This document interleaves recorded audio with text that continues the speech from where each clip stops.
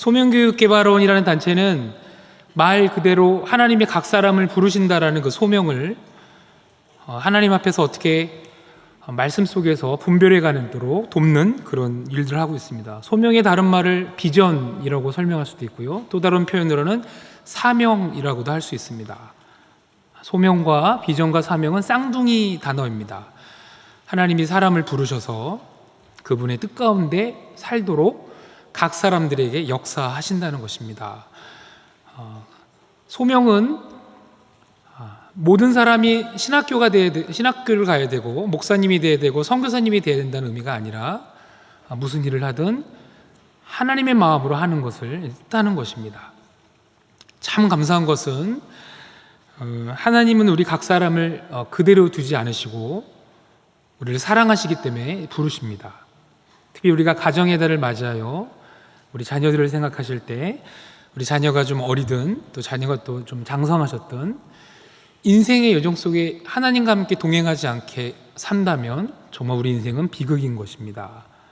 저는 총신대 신학과 1학년 때 한 가지 의문이 들었습니다. 제가 전파하는 복음은 저는 평생 복음을 전해야 될 텐데 혹시 이 복음이 나한테만 해당되는 것이고 다른 사람들한테는 해당 안 되면 어떡하지?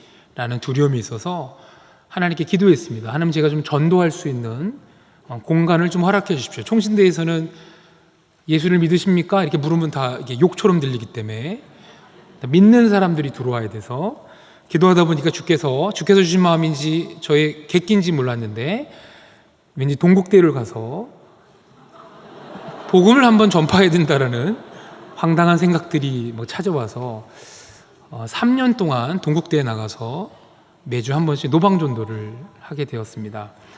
걸어가는 스님을 향해 스님, 인간은 죄가 있다는데 어떻게 생각하십니까? 했더니 여러분 잘 아시지만 우리 불교의 그 철학은 매우 깊습니다. 불교가 갖고 있는 그런 허무주의와 그런 맥락들은 잘 공부하지 않았던 신학생에게는 이해하기 어려운 맥락이었고 전 열심히 복음을 전파하였습니다. 정말 사람들이 복음을 듣지 않았습니다.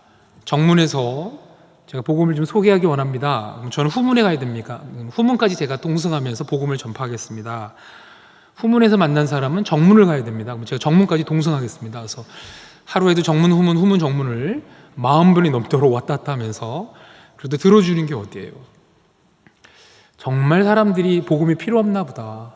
신학생인 나한테나 복음이 필요하고 하나님이 각 사람들에게 안 다가가시나라고 회의감을 갖는 그때쯤 동국대에 정과건이라는 절이 있는데 그 절에는 많은 계단들이 있습니다. 그 계단 높이 웬 청년이 검은색 옷을 입고 검은색 모자를 쓰고 검은색 신발에 5월의 화창한 햇살과는 대조적으로 검은색의 모습으로 앉아있는 모습 보고 다리가 아프니 좀 쉬었다 가자 그래서 이 친구는 절대 믿을 수 있는 모습이 아닌 것 같으니 쉬고 가자, 실례합니다, 지금 복음을 전파하겠습니다. 끄덕끄덕 전화를 해요.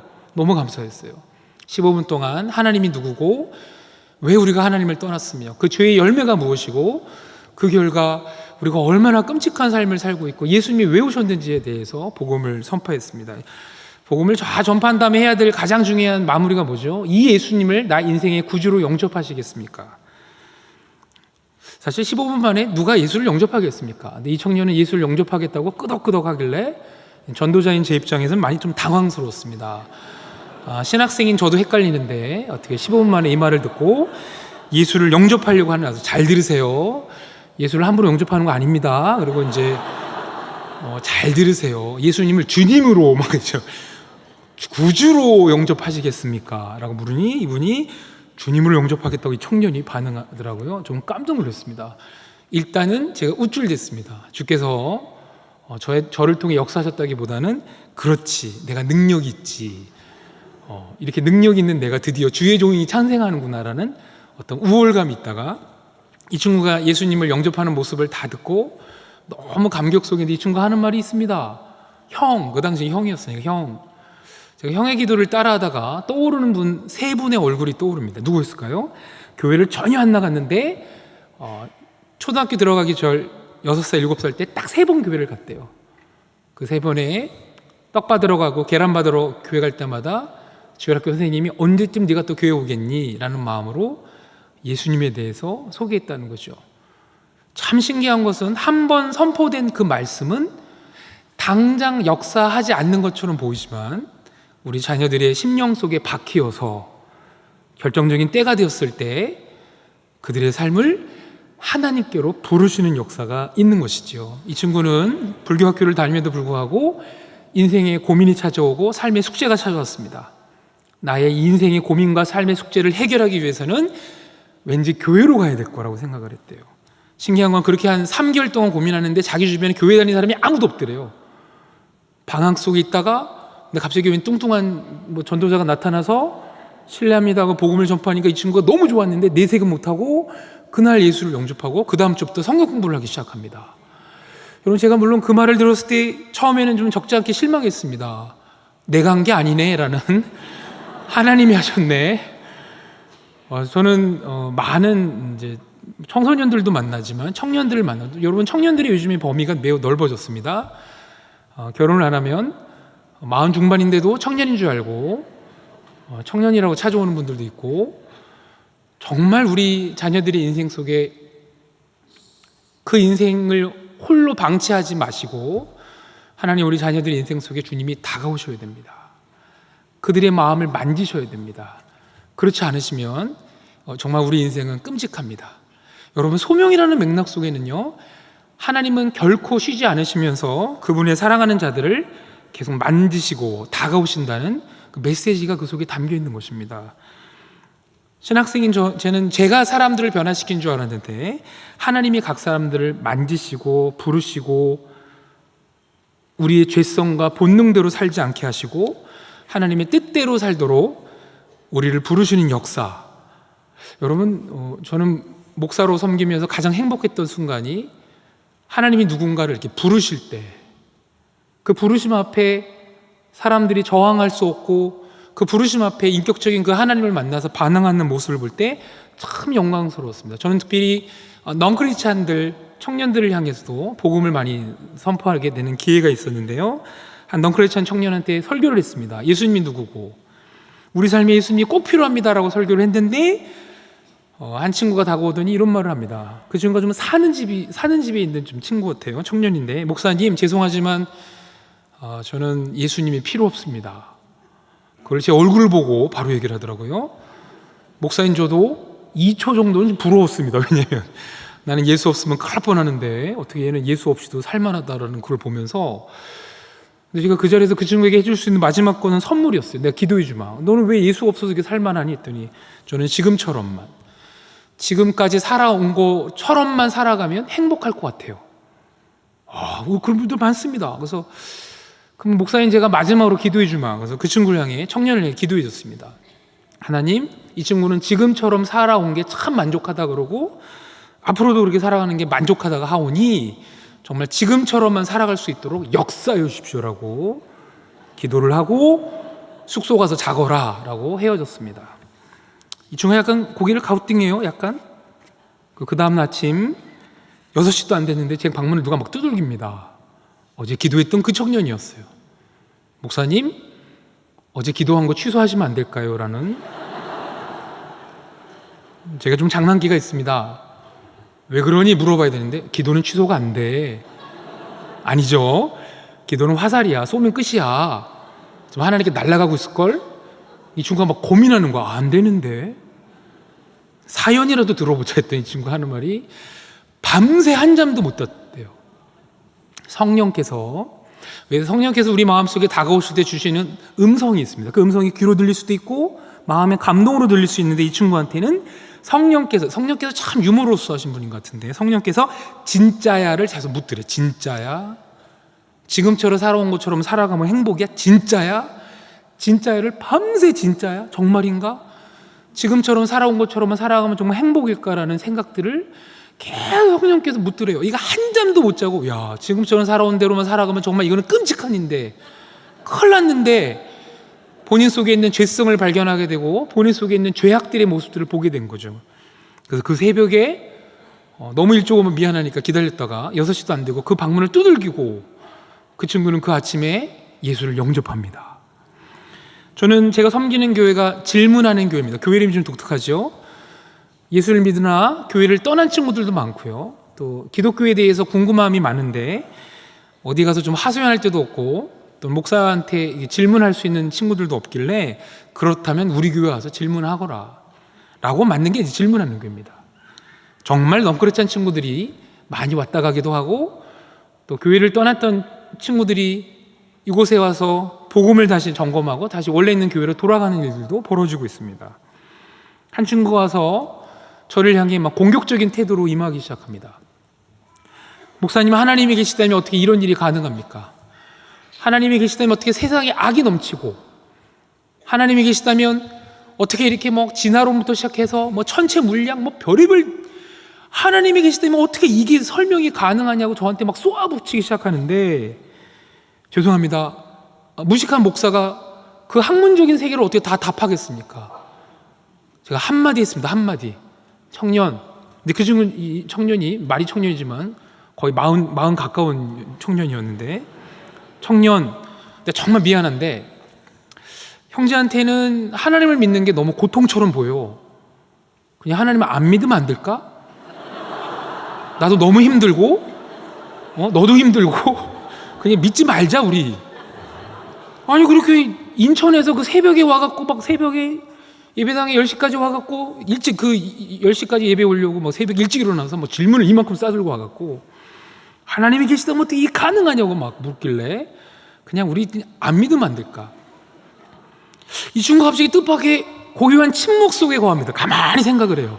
가만히 생각하되 하는 말이 그럴 수는 없대요. 믿어야 된다는 거죠. 와, 너무 재밌습니다. 그 모습 보면요, 우리가 모든 걸 다 설명할 수는 없습니다. 그런데 하나님께서 그 청년을 만지고 계시고 부르시고 계시는 겁니다. 여러분, 우리가 자녀를 위해서 눈물을 흘리고 기도하실 때 자녀들이 바로바로 응답하지 않고 자녀들이 바로바로 신앙의 어떤 진보와 성장이 보이지 않을 때 많은 좌절을 느끼실 수 있습니다. 그러나 하나님은 그분의 때에 그분의 방식으로 무사람들의 영혼을 만지시면서 하나님의 뜻대로 살도록 부르시는 하나님의 그 사랑의 역사가 지금도 계속되고 있습니다. 그래서 저희들이 자녀를 위해 기도하고 또 예수 믿지 않는 우리 가족들을 위해 기도할 때 소망이 있는 것입니다.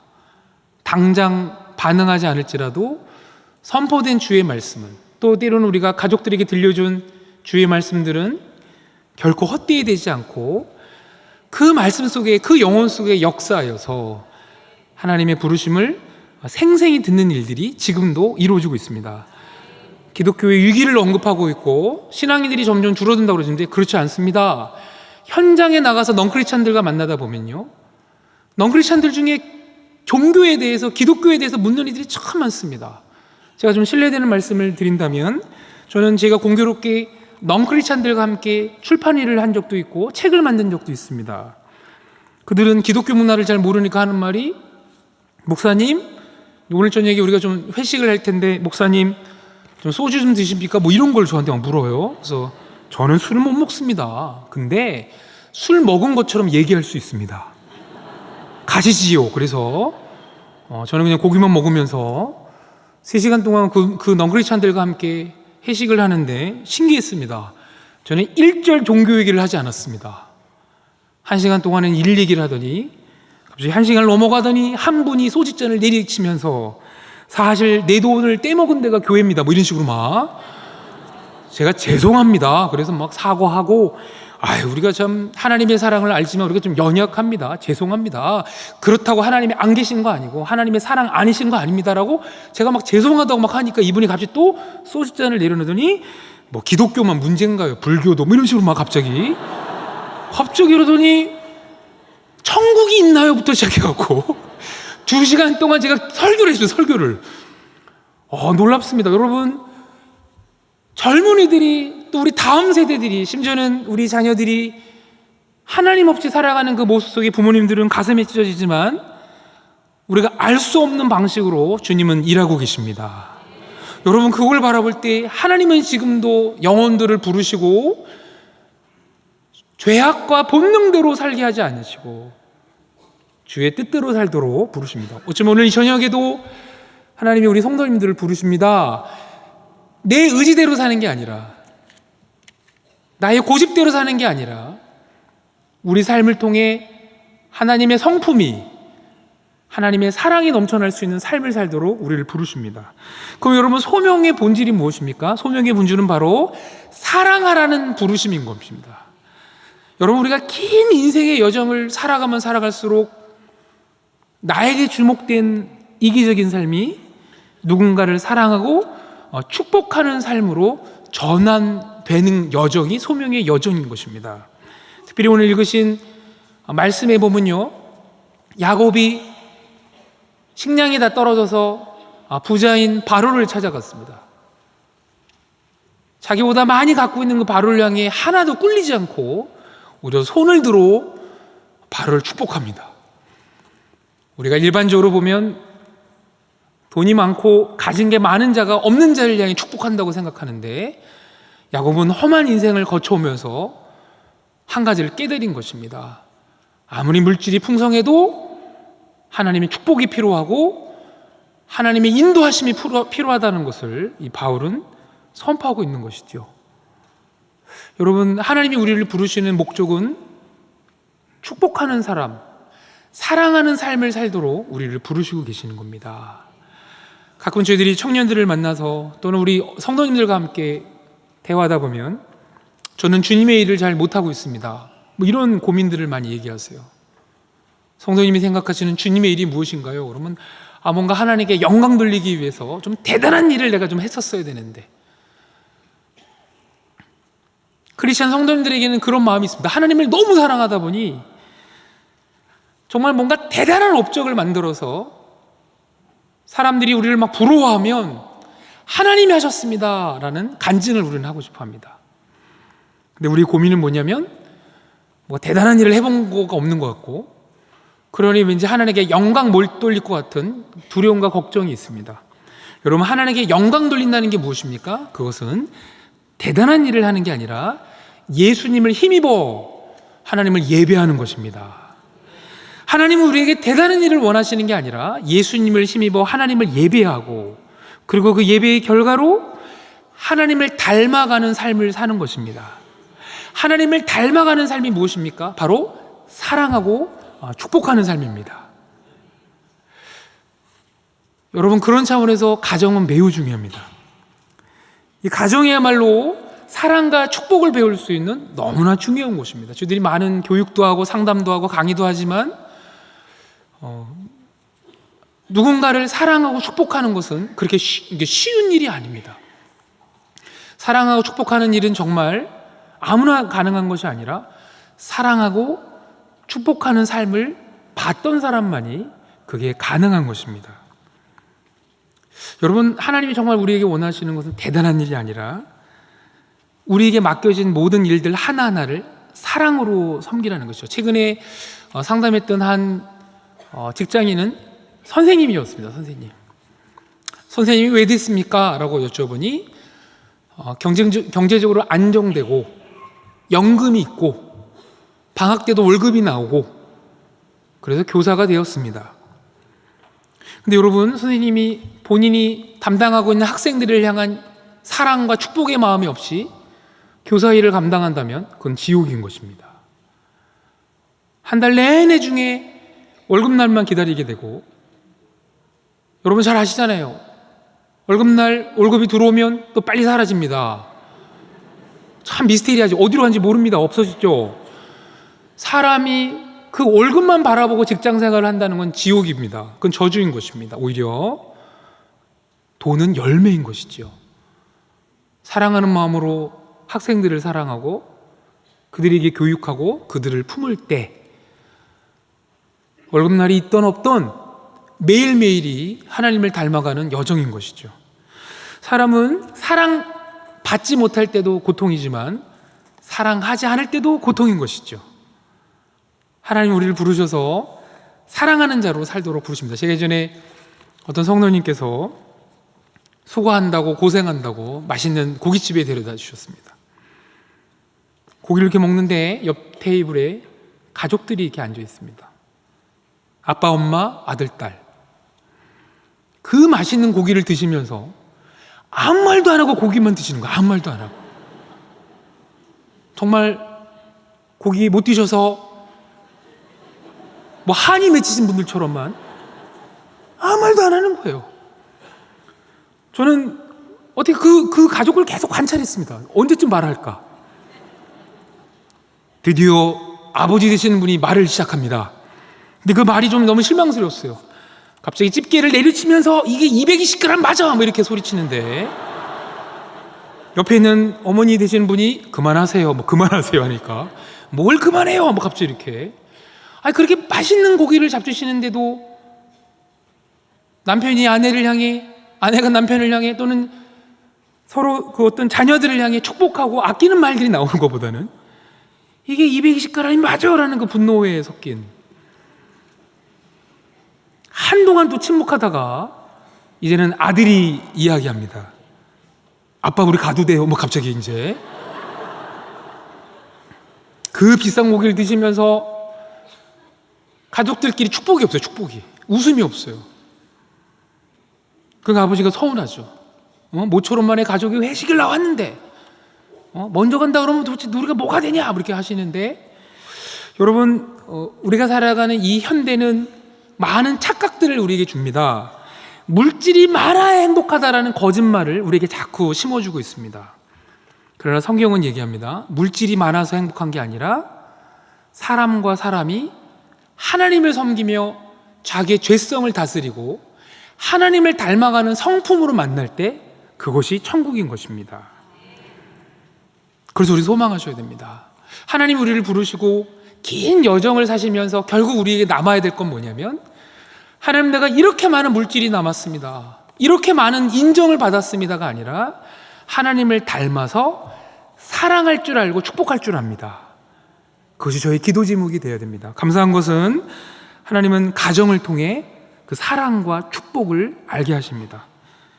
요즘은 가정은 크게 두 가지의 가정이 있을 수 있습니다. 사랑과 축복이 넘치는 가정이 있고요, 목적과 성취감이 넘치는 가정이 있습니다. 이 목적과 성취감은 마치 가정이 기업이 된 듯한 모습을 띌 수 있습니다.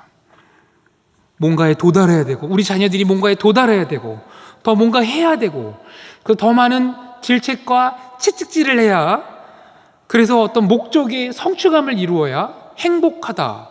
저는 제가 그런 가정에 성장했던 많은 분들을 상담할 때 그분들은 대체로 두려워합니다. 긴장합니다. 쉬지 못합니다. 정말 하나님 우리에게 허락하신 사랑과 축복이 넘치는 가정을 통해 진정한 하나님이 우리의 부르심의 목적을 배워갑니다. 여러분, 가정을 통해 사람들은 사랑하는 자신감을 배워갑니다. 여러분, 우리 자녀들이 부모님을 사랑할 때 그 사랑의 모습이 다 완전하지 않습니다. 다 부족합니다. 우리 어버이날 카네이션, 옛날에는 저희들이 학생 때는 직접 카네이션을 다 만들었습니다. 얼마나 서툴게 만들까요, 그죠? 이쁘지 않습니다. 뭐 리본 한 2개 정도 이렇게 붙인 것 같고, 근데 또 그걸 어머님이 이렇게 달고 다니세요, 그죠? 거기에 우리가 내가 비록 서투르지만 나의 이 서투른 사랑을 우리 어머님이, 우리 아버님이 받아주심으로 와, 나도 사랑할 수 있어라는 자신감이 거기서 생기는 거죠. 마치 우리 부모님들은 자녀들에게 거울 역할을 하시는 겁니다. 너의 사랑이 완벽하기 때문에 괜찮은 게 아니라 사랑하고 있는 그 마음 자체가 너무 엄마 아빠를 행복하게 하기 때문에 엄마 아빠는 너무 행복하고 기쁘다라는 환히 웃는 얼굴로 자녀들을 대해줄 때 자녀들은 사랑에 자신감을 얻는 것입니다. 저희가 이제 장가 간 다음에 우리 어머님 생신이 이제 오셔서 생신 우리 어머님 상을 이렇게 저희들이, 어머님 좀 맛있게 식사 잡수세요라고 저희들이 이렇게 했는데 너무 음식에 서툴러서 전을 샀습니다. 사서 그러나 이렇게 담고 이렇게 드렸는데 어머님이 세상에나, 저희 어머님이 사실 이렇게 6.25 때 어머님이 초등학교 2학년 춘천 분이셨는데 그렇게 공부를 많이 하신 건 아니십니다. 많이 뭘 갖고 계신 분은 아니신데 저희 어머님이 사랑할 줄 아는 분이셨고 저희들에게 사랑과 축복을 알려줄 수 있는 분이셨어요. 이 어머님이 이렇게 차려진 그 생일 그 상을 이렇게 보시면서 어머나 어떻게 이게 전을 이렇게 했니라고. 근데 저희들이 막 찌끔찌끔 이게 찔리는 거예요. 이게 또 드시다 보면 프로페셔널 이 맛을 느끼시면서 우리가 아닌 줄 알 텐데, 그래서 저희들이 정직하게 얘기했습니다. 어머님 전을 그냥 좀 샀어요 이렇게. 근데 거기서 또 어머님이 어쨌든 간에 칭찬을 찾으시는 거예요. 칭찬을. 와 잘 담았다. 갑자기 잘 담았다 이렇게 하시는데, 정말 감격이었어, 감격. 저나 저희 아내나 한숨을 내가 감사하다, 감사하다. 여러분, 우리가 사랑이 온전하기 때문에 하는 게 아닙니다. 부족합니다. 부족하죠. 저희들은 저희들 또 우리 어머님, 우리 어르신들이 계시기 때문에 저희 어머님 얘기, 저희 어머님이 저희를 또 어떻게 사랑하셨는지 같이 자꾸 말씀을 많이 드리려고 하는데요. 저희는 결혼하면서 우리 부모님이 계시는, 부모님이 어떻게 지으신 3층 건물의 1층에서 이제 전세를 빼고 들어가서 거기서 이렇게 살게 되었는데, 퇴근하고 들어오면 그렇게 어머님이 아침마다 저희 집에 몰래 들어오셔서 우렁각시 마냥 청소하시고 음식 끓여놓고 올라가시는 거예요. 자꾸 3층으로.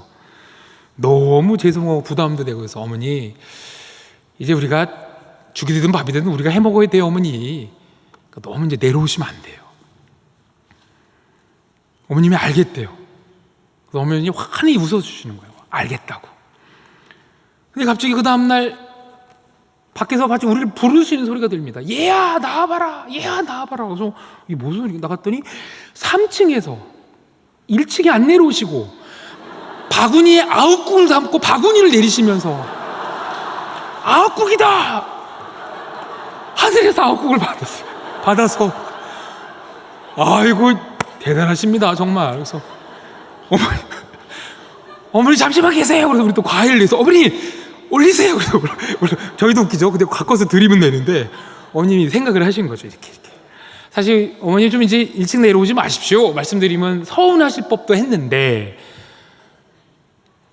우리의 그 부족함과 연약함과 또 여림과 그걸 아셔서 환히 받아주는 모습 속에 저희들이 사랑을 배워갑니다.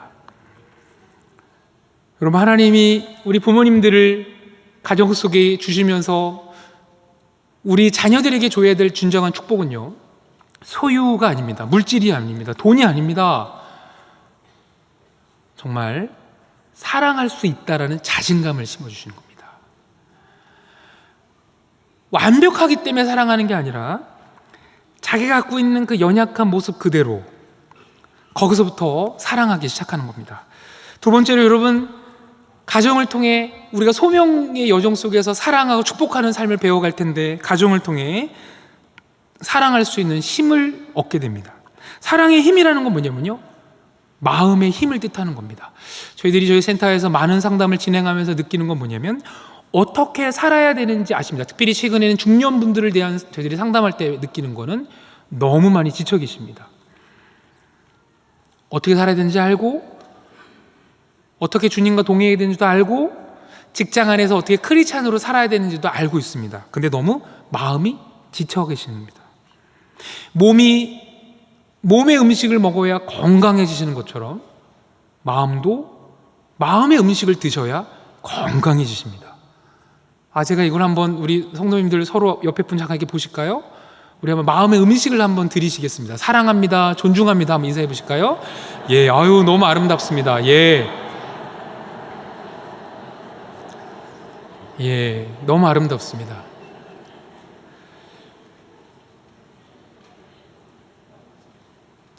우리 자녀들은 본인에게 마음의 힘이, 마음의 음식이 필요하다는 걸 제가 까먹습니다.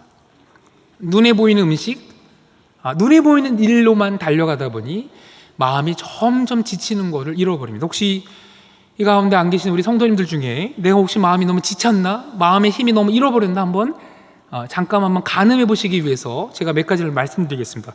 마음이 지치시기 시작하면 첫 번째, 감정이 둔해집니다. 기뻐하는 것을 기뻐할 수 없고 슬퍼하는 걸 슬퍼할 수 없습니다. 그러나 여기 계신 분들은 그러신 분들이 안 계신 것 같아요. 아까 찬양하는 모습이 너무 뜨거우셨고요. 마음이 지치기 시작하면 정말 기쁨과 슬픔을 못 느끼게 됩니다. 그래서 두 번째는 무기력해집니다. 흥미로운 일도 사라지고 행복한 것도 사라지고 매일매일이 무덤덤해집니다. 그러면 그렇게 다 살 줄 알았는데 세 번째는 갑자기 기쁨과 슬픔이 둔해지는 이 마음이 어느 순간 우리를 괴롭힙니다. 그래서 과도하게 화를 내신다든지 조그마한 유혹과 자극에도 넘어진다든지 큰 문제가 아닌데도 불구하고 걱정이 너무 많이 생긴다든지 또는요 절제하지 못하는 중독에 빠진다든지 마음이 지쳐 계신다는 것입니다. 이 마음의 이 음식은요 스스로 채울 수 있는 게 아닙니다. 하나님이 허락하신 가정에서 또 하나님이 허락하신 사람들과의 만남을 통해서 사랑을 드셔야 됩니다. 사랑을 먹으셔야 됩니다. 여러분, 그러면 그 사랑이 무엇인가요? 이거 조금 우리 어려우신데 한번 좀 따라해 주시겠습니까? 우리 옆에 분 한번 성도님 한 번만 더 오시면 한번 선포하실까요? 성도님은 완벽하지 않으나 너무 소중합니다. 한번 선포하실까요? 예. 성도님은 완벽하지 않으나 너무 소중. 예. 너무 어렵습니다. 예. 예. 여러분, 우리의 마음에 힘이 생기는 우리가 이제 마음에 힘이 생기는 그 과정에 가장 중요한 것은요, 내가 참 소중하다는 것을 누군가 이해하게 해주고 다가올 때. 근데 여기서 소중하다는 게 참 중요합니다. 그냥 말로 소중하다고 소중함이 느껴지는 게 아니라 소중함의 가장 중요한 포인트는 관계를 끊지 않는 것입니다. 자녀들이 실수할 수 있고 넘어질 수 있습니다. 그 순간에 실수하고 잘못한 것은 훈계하지만 관계를 끊지 않는 것이죠. 여러분, 우리가 지금까지 살아오면서 이렇게 사랑할 수 있고 축복할 수 있는 이렇게 하나님의 백성으로 성장하는 데 있어서 우리 부모님들이, 청년들 계신데 청년들도 우리 부모님들이 정말 고통의 순간에도 우리가 무례하고 때로는 함부로 하는 순간에도 우리 어르신들이, 우리 부모님들이 관계 끊지 않고 품어주신 거죠. 6살짜리 꼬마아이가, 극단적인 예를 좀 들려드릴게요. 6살짜리 꼬마아이가 엄마를 향해 밥 먹기 싫어! 문을 꽉 닫고 들어갑니다. 어떻게 하는 게 우리 부모님의 정상이죠? 밥은 먹이고, 그렇죠? 밥은 먹이고, 이리 와, 나와, 밥 먹어. 그건 사면 안 돼. 그건 위험한 거야. 끊임없이 무례하고 함부로 하는 그 자녀들을 향해 품어주고, 훈계할 건 훈계하지만 관계를 끊지 않고, 내가 여전히 너를 사랑해. 내가 여전히 너를 좋아하고 있단다. 여러분, 그럴 때 우리 자녀들은 참 내가 소중한 존재구나를 느끼고 마음에 힘이 생깁니다. 6살짜리 꼬마아이가 밥 먹기 싫어라고 문을 꽉 닫고 들어갔다고 괘씸해. 그래서 이사를 가는 부모들이 있을까? 이사를 가고 막. 이 아이가 조용히 해서 집에 나왔는데 아무도 없어. 엄마 이렇게. 그런 부모는 존재하지 않습니다. 바로 이게 가정의 위대함입니다. 하나님은 각 사람을 부르셔서 사랑하고 축복하는 자를 만드실 텐데, 그 사랑할 수 있고 축복할 수 있는 그 마음의 힘은 바로 우리 부모님들로부터 사랑과 축복을 먹어야 되는 것이죠. 사랑과 축복을 드셔야 됩니다. 그렇죠. 우리 부모님들은 자녀들이 원치 않든 축복해줘야 되고 사랑해줘야 됩니다. 그래야 우리 자녀들이 험한 세상들을 살아나갈 수 있는 것입니다. 세 번째로, 가정을 통해 바로 사랑을 배워나갑니다. 이게 참 중요한 것 같아요. 오늘날 많은 우리들을 괴롭히는 것 중에 가장 중요한 대표적인 사랑에 대한 왜곡은 뭘 좀 잘할 수 있어야 사랑이다라는 거죠. 사랑하기 위해서는 뭔가 많아야 되고, 사랑하기 위해서는 뭔가 세련돼야 되고, 사랑하기 위해서는 뭔가 능력이 있어야 되고, 사랑은 근데 그곳에 존재하지 않습니다. 저희들이 이제 우리 어르신들, 부모님들과 함께 때로는 상담하다 보면 우리 부모님들 마음속에 다 하나같이 자녀들을 향한 미안함을 갖고 계십니다. 엄마가 더 괜찮은 사람이었다면, 아빠가 더 괜찮은 사람이었다면 우리 자녀들을 더 좋은 거 줄 수 있었을 텐데, 미안해하실 필요 없습니다. 우리 어르신들이, 우리 부모님들이 완벽한 엄마 아빠는 아니었지만, 한번 따라해 주실래요? 충분한 사랑을 알려주기에 충분한 엄마 아빠였습니다. 부족하더라도 충분히 사랑을 알려줄 수 있습니다. 완벽했기 때문에 자녀들에게 존경받는 게 아니라 충분한 거죠. 충분. 저희 우리 어머님, 저희 어머님에 대한 이야기 2탄, 기대되시죠? 사실은 저희 어머님은 6.25 때 2학년이셔서 많이 못 배우셔서 건설 현장에서 청소일을 이렇게 하셨어요. 공교롭게 제가 초등학교 다닐 그 무렵에는 저희 초등학교 옆에 건설 현장에서 일하시는데, 초등학교 가다가 어머니를 이렇게 마주치기 때문에 제가 차마 인사를 못 드렸어요. 왜? 창피해서. 어머님이 저녁에 오셔서, 야, 너 아까 엄마 봤으면서 왜 인사도 안 해? 아무 말도 안 하고 그냥 가만히 있었죠. 제가 사실 장가 갈 때 어머니께 죄송하다 그랬어요. 엄마 그때 좀 인사 못한 거 죄송해요. 뭐? 엄마 나 까먹으셨던 척 하시는데 진짜 까먹으신 건지 아닌지 모르겠어요. 엄마 그때 죄송해요. 저는 저희 어머님을 존경합니다. 왜냐면 없는 가운데서도 사랑이 뭔지를 알려주셨던 분이죠. 축복하는 게 뭔지를 알려주셨어요. 한 번은 저희 어머님이 집에 너무 이렇게 늦게 오시는 거예요. 일찍 오셔서 좀 같이, 저희들 이남 삼녀, 저희들 이제 저녁 같이 이렇게 먹이셔야 되는데, 제가 얼마나 많이 먹겠습니까? 좀 먹이셔야 되는데, 어머님 늦게 오세요. 그래서 형제들이 다 같이 골목에 가서 어머님만 기다립니다. 오실 때 됐는데 1시간이 넘게도 안 오시는 거예요. 그래서 왜 그러시지? 무슨 일 있나? 어머님이 그 어슬어슬한 그 저녁에 어머니 저기서 오시는 거예요. 그래서 우리가 어머니, 엄마 왜 이제 와? 했더니, 야, 그 같이 일하는 그 이씨 아저씨 있잖아, 이씨 아저씨. 그 아저씨가 비만 오면 좀 정신이 좀 헷가닥하셔서 일터에 안 나오시고 오늘도 안 나와서, 근데 요 시장 앞에서 갑자기 어머니를 알아보더니 배고파요 하시더래요. 어머니. 그렇게 어머님도 돈이 없으셨는데 돈을 탈탈 털어서 그 이씨 아저씨를 짜장면을 이렇게 사주신 거예요. 짜장면.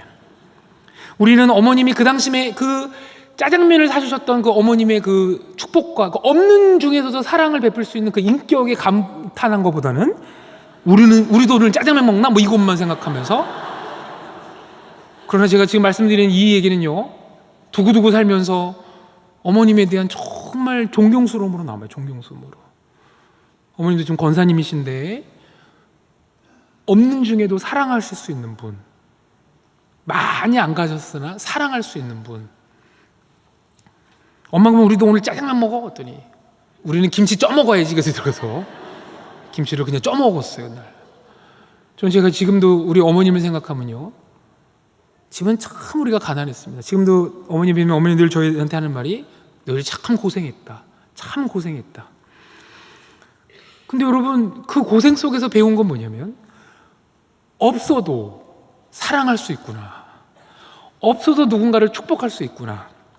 많이 가졌기 때문에 사랑하고 축복하는 게 아니라 없어도 사랑하고 축복할 수 있구나라고 배운 거죠. 우리 자녀들은 부모님들을 통해서 바로 그 사랑을 배우는 것입니다. 제가 이제 소명교육교 예본을 하면서 소명에 대한, 또 우리가 기독교 세계관적인 관점에서 어떻게 사는 것이 주님이 기뻐하시는 비전인지에 대해서 많은 말도 하고 뭐 상담도 하고 교육도 개발하고 하지만, 정말 한 명 한 명이 부모님을 통해서 그 부모님의 사랑을 경험했기 때문에 하나님의 사랑을 증거하고 하나님의 마음을 축복하는 자로서 사랑하는 일들이 벌어지죠. 감사한 것은, 조금 우리가 어렸을 때 부모님의 사랑을 많이 못 누렸다면 교회가 바로 새로운 가족이 되는 것입니다. 교회에 와서 바로 하나님의 사랑을 배우게 되고 하나님의 축복을 배우게 되는 것이죠. 저는 지금도 잊지 못할 한 교회에 집회를 갔을 때 만났던 권사님의 이야기가 있는데요. 이 권사님은 교회의 청년들, 젊은이들을 볼 때마다 그들을 다 자기의 손주로 여기고 그들을 향해 늘 하는 말이 있습니다. 먹고 싶은 게 뭐냐 이렇게. 그리고 진짜 해주시죠 이렇게. 제가 이걸 어떻게 알겠느냐면, 그 교회를 떠났던 한 청년이 3년 만에 다시 교회를 돌아온 거예요. 고등학교를 졸업하고 대학 갈 때 한 번씩 위기가 옵니다. 근데 이 친구가 대학 3학년 때 교회를 돌아옵니다. 물어봅니다. 어떻게 넌 교회를 돌아왔냐? 너무 신기하다. 저도 이제 기독교 변증 복음을 전파하니까 어떻게 이 친구가 교회를 돌아오게 됐냐? 이 친구의 간증이 대단합니다. 어느 날 집에서 혼자 밥을 먹고 있는데, 너는 뭐 먹고 싶냐는 음성이 막 들리더래요. 그 권사님께 계속 들었던 말이, 고등학교 때는 그냥 오늘 권사님이 사랑이 많으시니까 저렇게 하는 건데, 교회를 떠나고 나니 누구도 나를 향해 너 뭐 먹고 싶냐를 아무도 안 물어보더래요. 아무도 안 물어보고, 너 먹고 싶은 게 뭐냐라는 그 말이 마치 하나님의 사랑의 음성이냐. 이 친구가 그날 밤 밥 먹다고 엉엉 울었대요. 하나님께서 참 신기하게 역사하세요. 신기하게. 먹고 싶은 게 뭐냐? 정말 먹고 싶은 게 뭐냐? 그래서 그 친구가 3년 만에 교회를 돌아왔대요. 그 소리가 너무 그리워. 여러분, 하나님은 다음 세대를 위해, 하나님은 다음 청년들을 위해, 하나님은 하나님을 떠난 그 성도들의 교회로 돌아오는 과정 속에 정말 그들을 품었던 어르신들의 사랑, 그들을 품었던 정말 엄마 아빠와 같은 사랑들을 그리워하고 부러워하며 다시 주께로 돌아온 일들이 벌어집니다. 한번 어떤 수련회에 갔는데 나이를 이렇게 잡수신 우리 어르신이 아, 참, 내가 뭐 청년부 수련회 하는데 내가 따라와서 아무 도움도 안 되는 것 같고, 뭐 계속 이런 말씀 하시는 거예요. 아이, 어르신 왜 그러세요? 아닙니다. 장로님, 충분히 오셔서 너무 우리가 행복합니다. 에이, 뭐 내가 하는 일도 없고, 뭘 이렇게. 근데 여러분, 여름 수련회 가면 가장 위기가 뭐냐면요. 벌레입니다, 벌레가 갑자기 수련장에 확 하고 들어오면요. 폭탄이 떨어진 것처럼 젊은이들이 하고 막 이렇게, 거기 구멍이 생깁니다, 구멍. 집회를 드리고 있는 말씀을 선포하는데 갑자기 벌레가 수련장에 들어와서 왁 하서 애들이 막 와 하는데 그걸 뭐 아무도 못 만져요. 그때 누가 등장할까요? 그 어르신이 영웅처럼 딱딱 하더니 손으로 딱 잡으시는 거예요. 저는 저 혼자 음악이 들렸어요. 음악이. 와, 멋있다. 아, 우리 그 어르신의 모습인데 너무, 그러면서 그 어르신이 하는 말이 있어요. 걱정하지 마. 그러더니 여러분 그 벌레를 죽이는 것도 아니에요. 이렇게 손을 해서 이렇게 밖으로 이렇게. 이 시대의 가장 다음 세대 청년들 또는 우리 성도님들 중에 가장 큰 문제가 뭐냐면요. 어른들의 사랑을 경험하지 못하고 이 복잡한 현대사회를 살아갈 때 우리는 다 영혼이 고뇌하고 우리 영혼은 많이 곤비하고 피곤 속에 느끼는 것입니다. 정말 교회가 할 수 있는 가장 중요한 건 뭐냐면 사랑을 하실 수 있는 분들이 계속 사랑하셔야 됩니다. 많은 분들이 교회에 지쳐서 들어옵니다. 세상의 분주함과 세상의 복잡함 속에서 어떻게 살아야 될지 모르고 인생의 방황 속에 들어오십니다.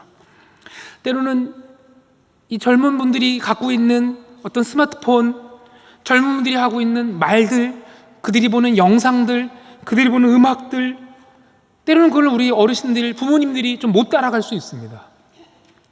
그러나 그들이 누리고 있는 문화들 때문에 행복한 게 아니라 그 문화가 여전히 화려함에도 불구하고 거기에 굶주림을 경험하고 있습니다. 뭐가 없어서요?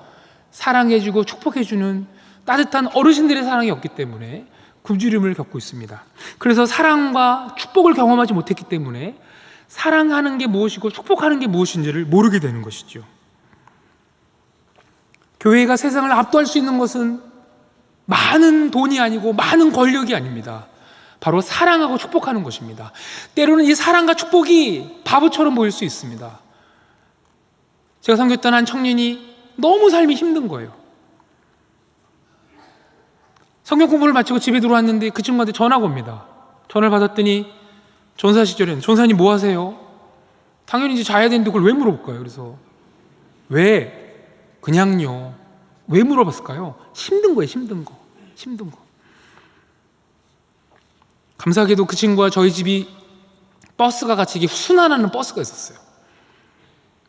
너 그거 타라. 그때가 10시 반이었는데. 아이, 전사님 내일 또 어디 또 가셔야 돼. 아이, 타. 괜찮아. 버스 타. 우리 한 바퀴 버스 타고 시내 야경 한번 이렇게 돌자. 정말 버스 타고 아무 말도 안 하고 한 바퀴 돌았습니다. 왜냐면 고통 속에 있는 친구들한테는요, 고통 속에 있는 성도님들한테는요, 이렇게 하세요, 저렇게 하세요, 중요하지 않아요. 그냥 같이 있어주는 겁니다. 옆에 있어주는 겁니다. 괜찮아, 큰일 나지 않을 거야, 걱정하지 마 라고 같이 있어주는 거죠. 정말 버스 타고 둘이서 아무 말도 하고 한 바퀴를 도는데 기사 아저씨는 되게 무서웠을 것 같아요. 기사 아저씨는 저것들이 언제쯤 덤빌까 뭐 이럴 수도 있고, 그죠? 등치가 산만한 애들이 둘이 뒤에서 앉아서 이렇게 한 바퀴를, 남산을 한 바퀴 도는데, 제가 그때 깨달은 게 뭐냐면 그 친구한테 성경이 뭐고 어떻게 우리가 무슨 책을 봐야 되고 막 이런 걸 많이 가르쳤는데요, 지금도 그 친구를 만나면 한마디 합니다. 그때 함께 했던 그 순간, 그때 그날 밤 버스 뭐 이렇게, 목사님 지금도 버스 한번 다시 타야 되는데 막 이렇게. 여러분, 우리가 정말, 하나님은 각 사람을 부르셔서 사랑이 뭐고 축복이 무엇인지를 우리를 향해 평생 동안에 사랑하고 축복하는 자로 우리를 준비시켜 주시는데, 그 과정에서 사랑할 줄 아는 분들, 함께 견뎌줄 줄 아는 분들, 함께 있어줄 줄 아는 분들을 통해 우리가 사랑을 배우고, 자녀들이 사랑을 배우고 축복하는 것을 배웁니다. 제가 그토록 우리 여기 계신 어르신들 계시는데 조금 제가 조심스러운 말씀을 드리겠습니다. 저희 동네에는, 제가 자랐던 우리 동네에는요, 바보형이 있었어요. 정말 바보형. 초등학교인데 그 형은 고등학교인데 학교를 안 가요. 형 왜 학교 안 가? 그럼 그냥 웃고 있어요. 이렇게 웃고 있어요. 여러분, 그 바보형의 가장 중요한 특징이 뭐냐면요, 늘 뻔한 걸 물어요. 뻔한 거를. 과자를 들고 있으면 그거 뭐야? 이건 막 그거 뭐야? 과자인데. 근데 이건 어른이 안 물은 거예요. 어른들은. 왜냐면 어른들은 보면 알잖아요. 이 과자구나 이렇게. 근데 그 형 꼭 물어요. 뭐야? 그럼 우리가 대답합니다. 과자지. 이렇게 하면서 우리 안에 좀 성취감이 생기고 이게 뿌듯해요. 이렇게. 그럼 또 뭐 물을까요? 그렇죠, 그렇죠. 맛있어를 물어요. 맛있어 이렇게. 그러면 이제 맛있지 이렇게. 근데 여러분, 뻔한 걸 묻고 뻔한 걸 묻지만 그러면서 그 형과 이렇게 가까워집니다. 구슬을 갖고 있으면 구슬치기를 같이 해주고, 딱지가 있으면 딱지치기를 같이 해주고, 그러다가 동네 형들이 우리를 괴롭히려고 하면 이 형이 갑자기 돌변해요. 갑자기 뭐 화를 내면서 여기 건들지 말라고. 와, 지금 생각해도요, 과연 그 형이 진짜 바보였는가 되게 궁금할 정도로, 천사가 아니었나 할 정도로. 사랑이죠. 그게 축복하는 것이죠.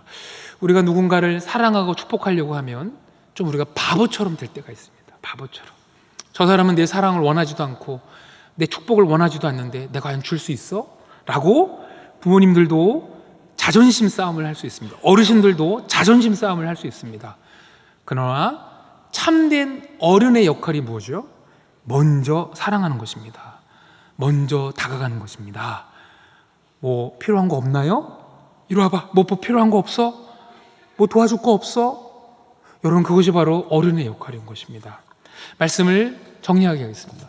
여러분, 우리 야곱이 정말 그 험한 인생을 통해서 결국 배운 건 저주가 아니었고 축복을 배웠습니다.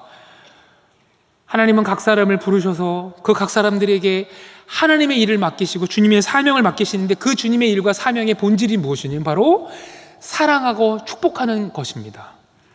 점점 이 시대는 사랑과 축복이 사라지고 다 이기적으로 바뀌고 자기의 문제에 매몰되고 자기의 처리되지 못하는 감정 속에만 파묻혀서 사랑과 축복이 안 나가는 일들이 점점 벌어집니다.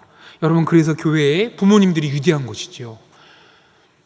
이 시대의 문화를 다 따라잡을 수 있는 것도 아니고 많은 지식을 알고 계신 것도 아니지만 과감히 다음 세대를 향해, 자녀들을 향해 사랑과 축복이 무엇인지를 몸으로 보여주시는 것입니다.